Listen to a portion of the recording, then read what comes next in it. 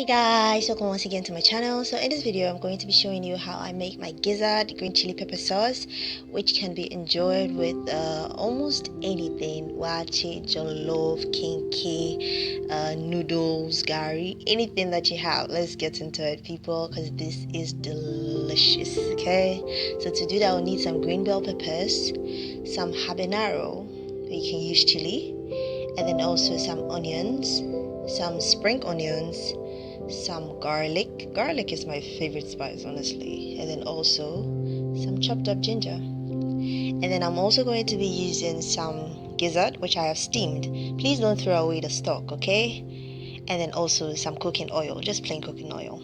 So to begin, I'm actually going to fry my gizzard first because I want to use the oil that I used to fry the gizzard to actually make the sauce, okay? So I'm just going to be frying my gizzard.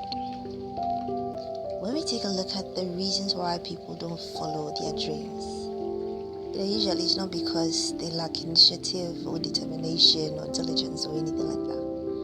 One thing that stops a lot of people from going for what they actually want is the fear of the opinions of other people. What will people say? How are they going to react? What if they cruelly reject me? One such person in the Bible who suffered a lot of rejection was Nehemiah. Nehemiah wanted to rebuild the walls of Jerusalem, but some two people wouldn't let him be, Sanballat and Tobiah. In the end, Nehemiah had to always pray, "Lord, strengthen my hands. Have mercy on me. Grant me the strength to pull through." You see, not everybody will be excited about the things you are excited about, and you may not meet with the kind of people that will want to really support your dream. But like Nehemiah, always trust God to see you through. Don't stop because you fear opposition. Don't stop because you fear rejection. Go for your dreams. If it pleases God, He will see you through.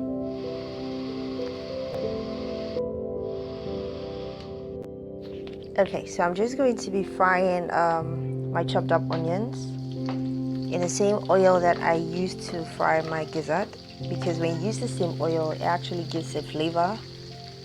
In the end, it makes it more delicious. Okay, and when that is fried for a while, I'm just going to be adding my blended mix.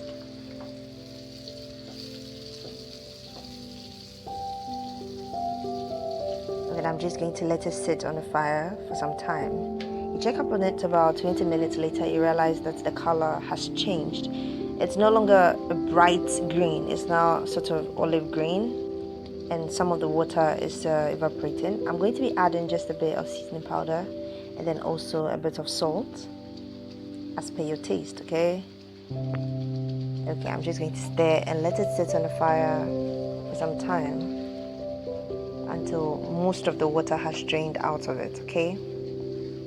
Okay, so this is about 15 minutes more, and then I'm going to be adding my fried gizzard and then also my stock. You can use chicken stock, meat stock, any sort of stock that you have, because it makes the flavor more intense. It's better that way, and I love it so much. And so I'm just going to be combining everything, and look at that. You realize that a lot of the oil starting to settle on top. Yes, and this is delicious because honestly, it's like an alternative to shito. You may not always have shito at home, or shito may be too expensive to purchase, okay? But you can do this, and you can actually store this on the shelf, but you may have to use less water.